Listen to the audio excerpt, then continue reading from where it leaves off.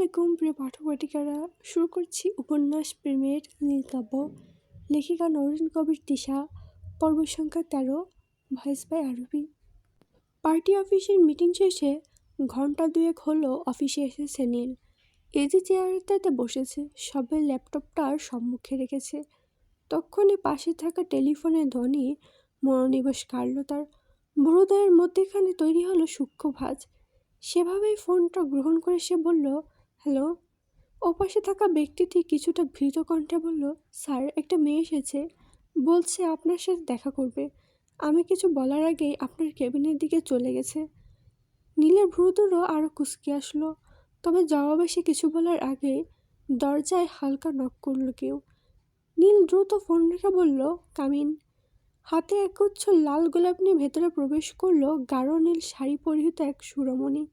নীল ভ্রু কুঁচকে গম্ভীর দৃষ্টিতে তাকালো সেদিক। মেয়েটির প্রাণবন্ত হাসল নীলকে দেখে। হাসির ঝলকানিতে তাকে বড় মনোরম দেখালো। নীল তাকালো না সেদিকে।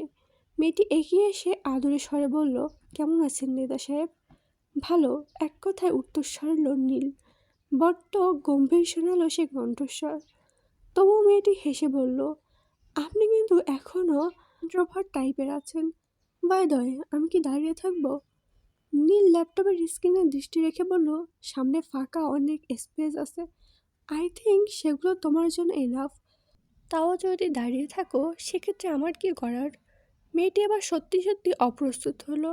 সে বেছে বেছে নীলের ফেভারিট কালারের শাড়ি পরে এসেছে। এমন কেউ নেই যে তাকে দেখে প্রথমবার প্রশংসা করেনি, অথচ নীল একবার তার দিকে ঠিকমতো তাকাচ্ছেও না। ব্যাপারটা অপ্রীতিকর। যাই হোক, সে নীলের সম্মুখের চেয়ারটি টেনে বসলো। শুনবেন না আমি কেন এসেছি? নীল গুরুগম্ভীর দৃষ্টিতে এক ঝলক মেয়েটির পানে চাইল। পানিমন্দির একমাত্র মেয়ে সে, দেখতে অনেকটা বাবার মতোই, গোলগাল ফর্সা মুখশ্রী। নাম সুনেরা ইস্তিয়াক অরু। অরুকে একগাল হেসে বলল, আমি আপনাকে আমার বার্থডে পার্টিতে ইনভাইট করতে এসেছি। কালকে আমার বার্থডে তো তাই। কথা শেষ করতে না করতেই নীল ল্যাপটপে কাজ করতে করতে বলল, এ ব্যাপারে কিছুক্ষণ আগেই তোমার বাবার সাথে আমার কথা হয়েছে। সেক্ষেত্রে নতুন করে তোমার আসার কারণটা কি জানতে পারি? ওরও অপ্রস্তুত হয়ে উঠল।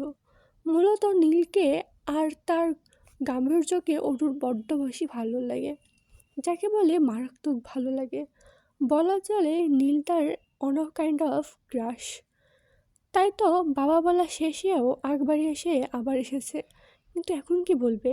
কিছুটা অপ্রস্তুত কণ্ঠে সে বলে উঠল, না আসলে আমি ভাবলাম বাবা তো অনেক বিজি থেকে, তাই যদি ভুলে যাই, এজন্য আমি নিজেই এলাম। ওহ, বুঝলাম। তো তাহলে তোমার কথা শেষ, তাই না? এখন তুমি আসতে পারো। ওরও এবার ভ্রু কুঁচকে তাকালো।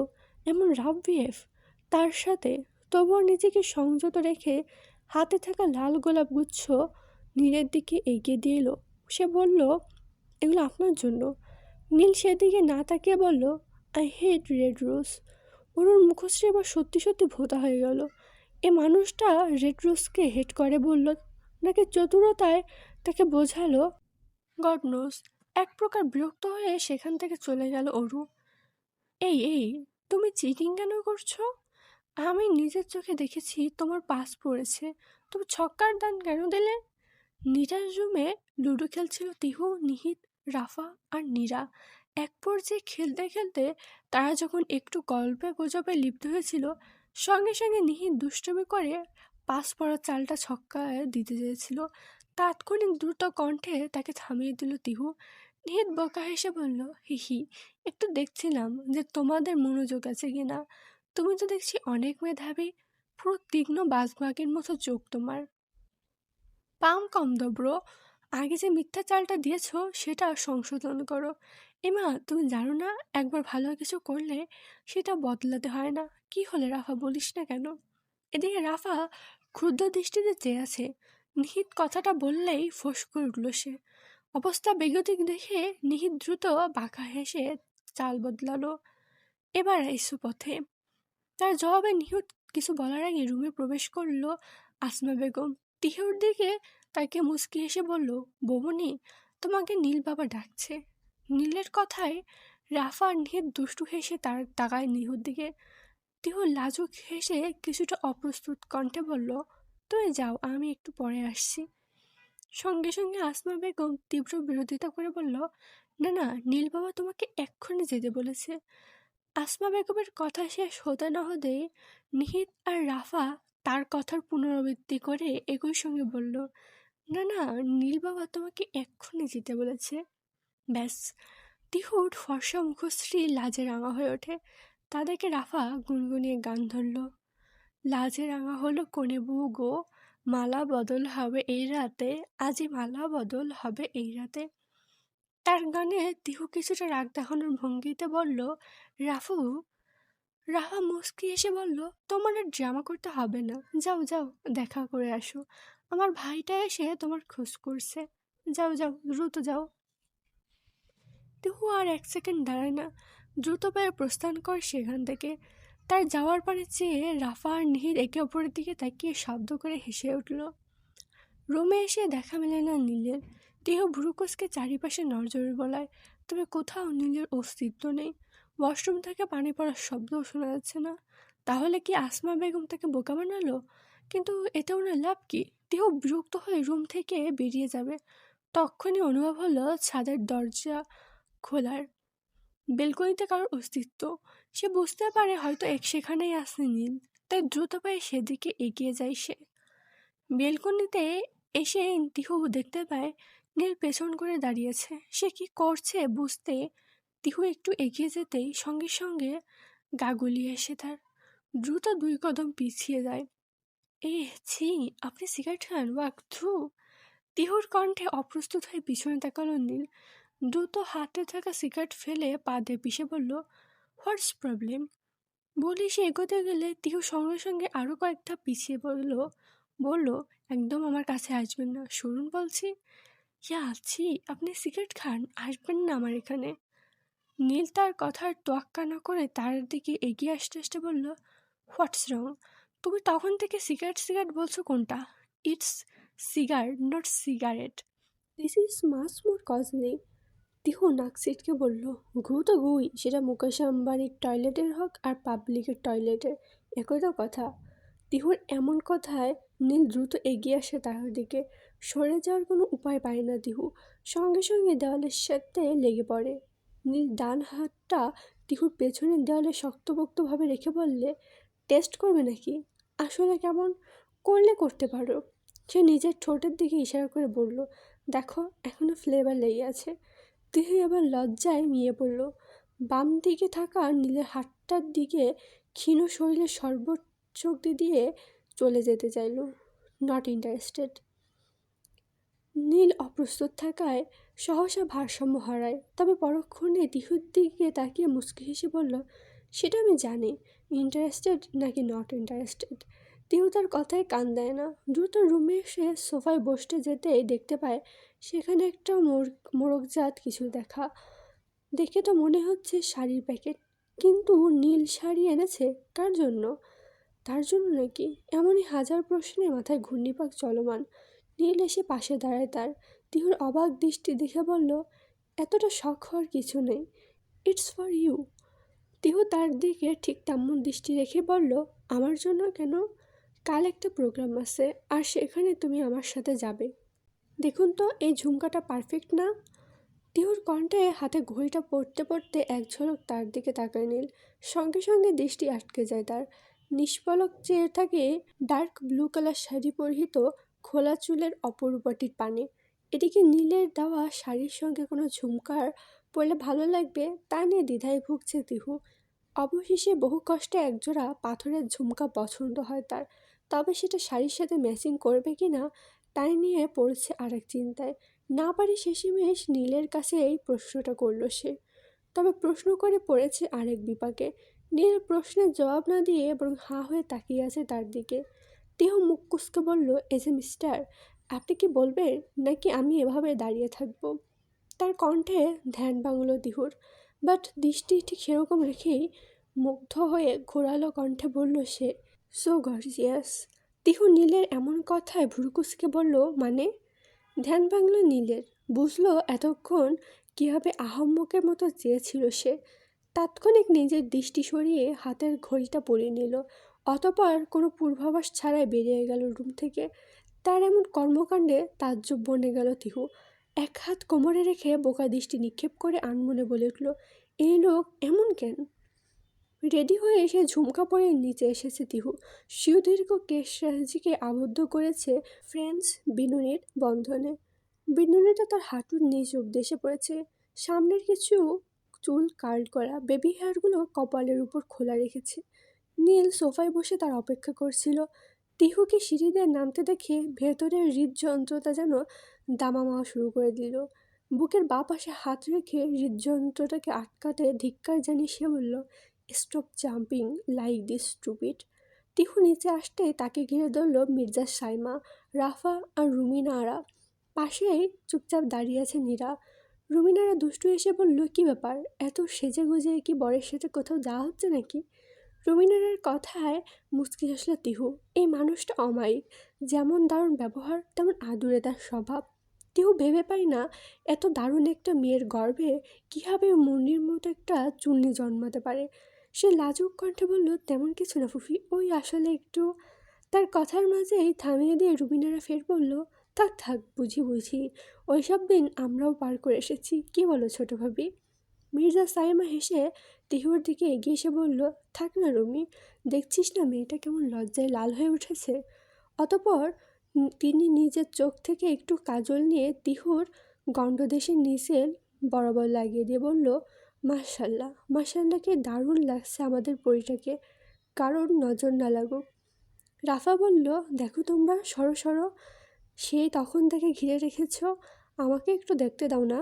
এক প্রকার তাদের দুজনকে ঠেলে তিহুর কাছে আসলো রাফা। তার দিকে মুগ্ধ দৃষ্টি নিক্ষেপ করে বলল, মাশাল্লাহ বৌমনি, তোমাকে পুরোই ফেরি লাগছে, কে দারুণ। রাফার কথায় বেশ লজ্জা পেল তিহু। ধন্যবাদ। তাদের এমন কথোপকথনের মাঝে নীল অধৈর্য কণ্ঠে বলল, তোদের গসিপ কি শেষ হয়েছে? লেট হয়ে যাচ্ছে আমার। তার এমন কথায় রুমিনারাও মুখ বাঁকিয়ে বলল, তোর বউকে কি আমরা ধরে রেখেছি বাপু? আহ জ্বালা, একটু সুন্দরী বউ বিয়ে করে না জানি কি ভাবছে। যাও নুরাইন মা, তোমার অধৈর্য বরের কাছে যাও। এবার সত্যি সত্যি লজ্জায় পড়ল তিহু। তবে তাতে কোনো হেলদোল নেই নীলের। সে এগিয়ে যেতে যেতে বলল, দ্রুত শুনুর। অগত্যা তিহুও সবাইকে বোকা হেসে বিদায় জানিয়ে এগিয়ে চলল নীলের পিছু পিছু। তারা বেরিয়ে যেতেই রাফা সেদিকে তাকিয়ে মন খারাপের সুরে বলল, ইস, বৌমনি কি ভাগ্য, কি সুন্দর ভাইয়ার সাথে সব জায়গায় ঘুরে বেড়াতে পারছে। তার কণ্ঠে হতাশা।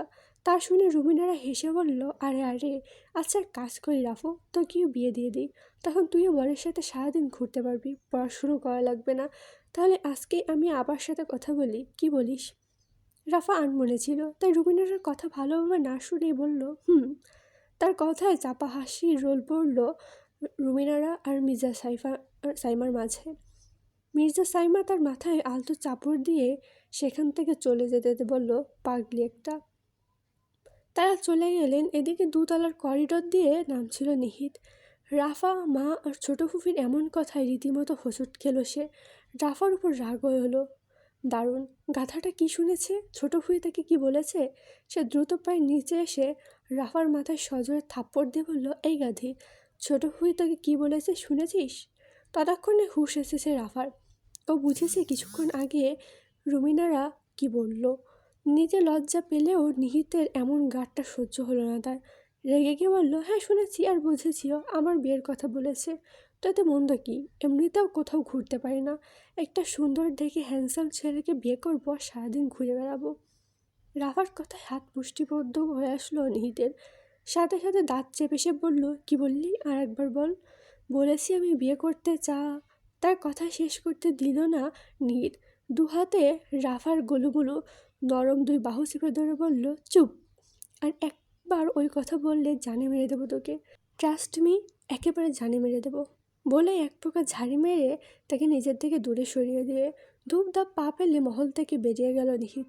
রাফা বোকা দৃষ্টি মেলে চেয়ে থাকলো সেদিকে, বুঝলো না এই ছেলের হঠাৎ হলোটা কি। দীর্ঘ এক জার্নি শেষে গাড়ি এসে থামলো আলোকসজ্জিত এক বিশাল ভবনের সামনে। সন্ধ্যা গাঢ় হয়ে রাত ঘনীভূত। ঘড়ির কাঁটায় হয়তো বা 7টা কি 8টা। সাধারণত জন্মদিনের অনুষ্ঠানগুলো রাত 12টায় সংঘটিত হয়। অরুর ক্ষেত্রে সেটা ভিন্ন। কেন তার জন্মদিন ছিল গতকাল, আর সেটারই পোস্ট বার্থডে সেলিব্রেশন হচ্ছে আজ। তিহু গাড়ি থেকে নামলো। ভবনের বাইরে স্ট্রিং লাইটের বিবিধ আলো রোশনি ঝলকানি। আদরের মিষ্টি হাওয়ায় ক্ষণে করে ছুঁয়ে যাচ্ছে শাড়ির আঁচল। অদ্ভুত অনুভূতিতে চমকে উঠছে ভেতরটা। সে নামার মুহূর্তে কয়েকবার মাঝে নীলের দিকে তাকালো। তার পরনে তিহুর সাথে ম্যাচ করা ডার্ক ব্লু কালারের ফর্মাল ড্রেস। লোকটাই মাশাল্লাহ মারাত্মক লাগছে। বিশেষ করে তার নীল চক্ষুদায় অত্যাধিক আকর্ষণীয়। তিহু আর চোখে তার দিকে তাকালো। পরক্ষণে সে অনুভব করলো লোকটা তার পাশে এসে দাঁড়িয়েছে। সে কিছু বলার আগে নীল নিজেই বাহু দ্বারা তার ক্ষীণ বাহুকে আটকে ধরল। নীলের সঙ্গে নিজের ঘনিষ্ঠ অনুভব হতে হৃদযন্ত্রটা নিত্য বেগতিক হলো দিহুর। শুকনো একটা ঢোক গিলল। এক ঝলক মাথা তুলে নীলের পানে তাকালো সে। উচ্চতায় তিহু নীলের কাঁধ বরাবর, তাই লোকটাকে দেখতে সামান্য মাথা উঁচু করা লাগে তার। তবে অদ্ভুত ব্যাপার হলো এত ঘনিষ্ঠতায় তিহুর লজ্জায় আড়ষ্ট হয়ে উঠল। অপর প্রান্তে লোকটির কোনো হিলদোল নেই। অনুভূতি শূন্য মুখে সম্মুখে তাকিয়ে আছে সে। তিহু সামান্য মুখ বাঁকালো। নীল সেদিকে না তাকিয়ে বলল, লজ্জায় লাল টমেটো হওয়ার দরকার নেই, অভ্যাস করে ফেলো। মানে? তীব্র কৌতূহলে প্রশ্নটা করল তিহু। তবে নীল কোনো জবাব না দিয়ে হাঁটা শুরু করলো ভবনের উদ্দেশ্যে। অরু সে কখন থেকে বন্ধুমহলের সাথে গল্প করছে আর বারংবার প্রধান দরজার দিকে তাকাচ্ছে।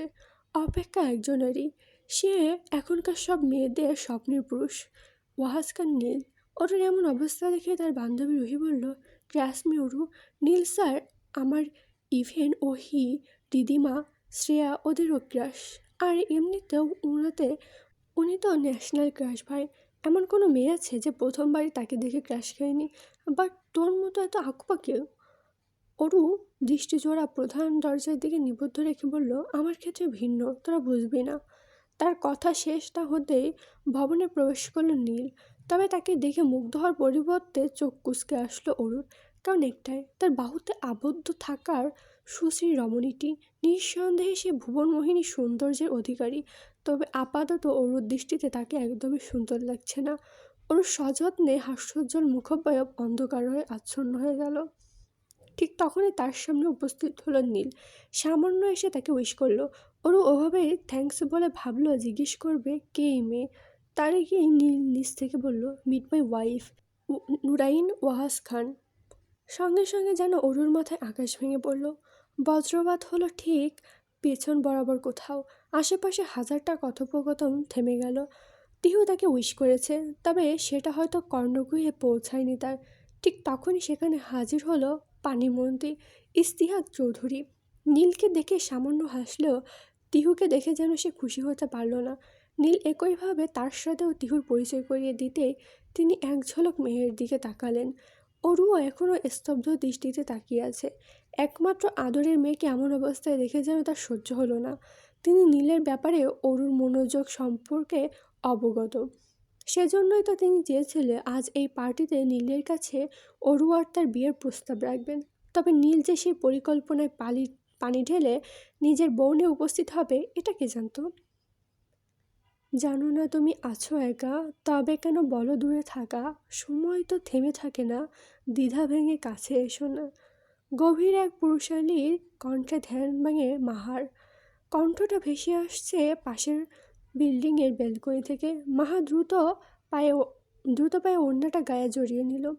কি এক অদৃশ্য টানে হুড়মুড়িয়ে বেলকনিতে এসে দাঁড়ায়। তার বেলকনির সম্মুখে ঠিক বিপরীত পাশের বেলকনিতে বসে গিটার বাজাচ্ছে এক মনে রাউফিন, আর এই গানটি গাইছে। রাউফিনকে দেখে অবাকের চূড়ান্ত সীমায় আহরণ করলো মাহা। সে এখানে কি করছে? প্রশ্নোক্ত মস্তিষ্ক নাড়া দিতে দৃষ্টিজোড়া বড় বড় হয়ে গেল। তাকে দেখে মুচকি হাসে রাউফিন। গিটারটা পাশে রেখে রেলিংয়ে হাত শক্তপোক্ত ধরে। গাছারা ভাবে বললে, তুই ভেবেছিলে তুমি অ্যাড্রেস না দিলে আমি কখনো খুঁজে পাবো না তোমাকে? You are totally wrong my sweetheart darling.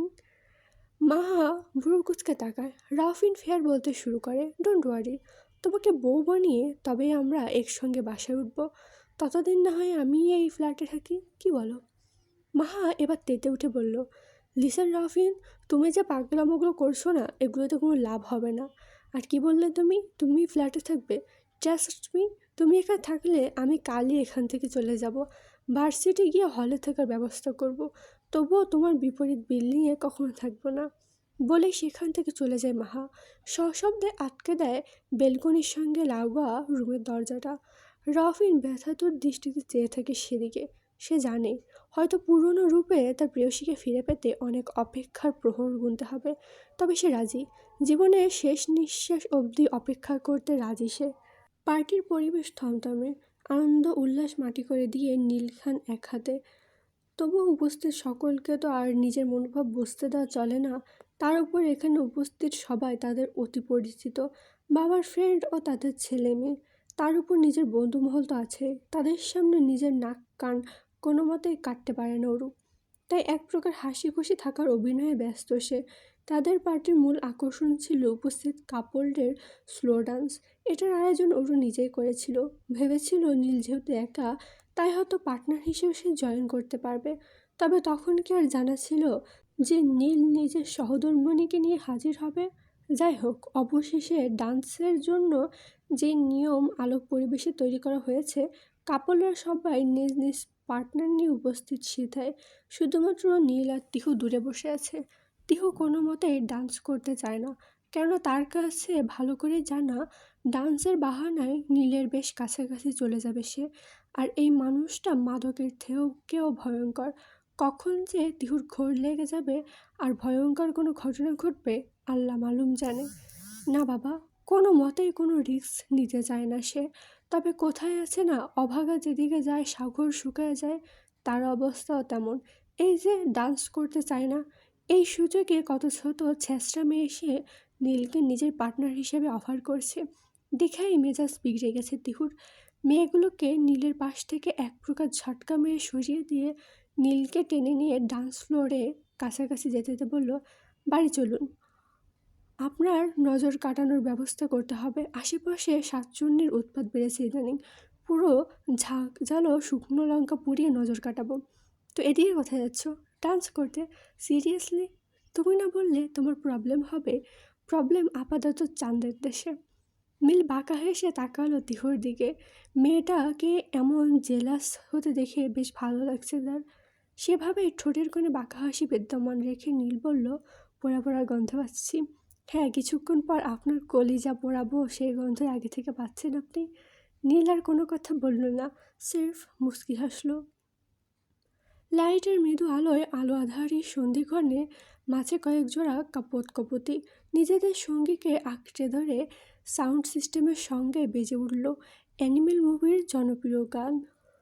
গান বাজতেই নীল নিজের এক হাত তিহুর শাড়ি ঢাকা আবরণ ভেদ করে পাতলা কোমরে রাখল। উন্মুক্ত কোমরে নীলের এমন শীতল স্পর্শে তীব্র গতিতে কেঁপে উঠল তিহু। নীল মুচকি হেসে এক হাতে তিহুকে নিজের কাছে টেনে নিল, আর এক হাত দিয়ে নিজের প্রশস্ত কাটটাতে রাখলো। শুরু হলো কপত কপতির এক মনোমুগ্ধকর স্লো ডান্স। সকলে ব্যস্ত নিজেদের সঙ্গিনীকে দিয়ে। এদিকে নীল নিবিড় দৃষ্টিতে চেয়ে আছে তিহুর পানে, আর তার ঘায়েল করা দৃষ্টিতে লাজুক লাজুক লতার ন্যায় নুয়ে আছে তিহু। নীলের গলার ধারে থাকা হাতটা দিয়ে সর্বশক্তিতে খামচে ধরল তার কলারটা, যার দরুন নখের সামান্য আঁচড়ে লালচে হয়ে উঠল নীলের কাঠটা। তবে তাতে কোনো ভ্রুক্ষেপ দেখা গেল না নীলের মাঝে। সে ডুবে আছে মুগ্ধতার এক মহাসমুদ্রে। অতল স্পর্শী সে সমুদ্রের গভীরতম স্থানে বিচরণ করছে সে। ডান্সটা এতক্ষণ বেশ চলছিল। স্লো পারফরমেন্সের অনুভবে ডুবে আছে সবাই। হঠাৎই গানের লাইন অনুসারে পেহলে ভি তুমি তুমসে মিলি হু গানটির পুনরাবৃত্তির সঙ্গে সঙ্গে জোরে ইনস্ট্রুমেন্টের সাউন্ড বেজে উঠল। ডান্স অনুযায়ী নীলতিহুকে সবাইকে নিজের কাছে টেনে দ্রুত গুছিয়ে ফেলল। সঙ্গে সঙ্গে ঘটল এক অপ্রীতিকর ঘটনা। তিহুর ব্লাউজের পেছনের দুইটা হুক পরপর খুলে গেল। উন্মুক্ত হলো ফর্সা পিঠটা। তিহুর শ্বাস যেন আটকে আসছে। ভয়ে লজ্জায় চোখ কোঠর থেকে বেরিয়ে আসার উপক্রম। উপায়ন্ত না পেয়ে সে দ্রুত নিজেকে নীলের প্রশস্ত বক্ষদেশে লুকিয়ে গুমড়ে উঠল। শক্ত হওয়াতে চেপে ধরল তার পোশাক। তার চাপা আর্তনাদ কর্ণকুহরে পৌঁছাতে অপ্রস্তুত হয়ে উঠল নীল। এর আগে কখনো তিহুকে এমন আড়ষ্ট হতে সে দেখেনি। তাহলে আজ হঠাৎ কি হলো? ব্যতিব্যস্ত কণ্ঠে নীল বলল, নূর, এই নূর, কি হয়েছে? নীলের এমন কম্পিত কণ্ঠে তিহু ফুফিয়ানো কণ্ঠে বলল, আমার ব্লাউজের হুক।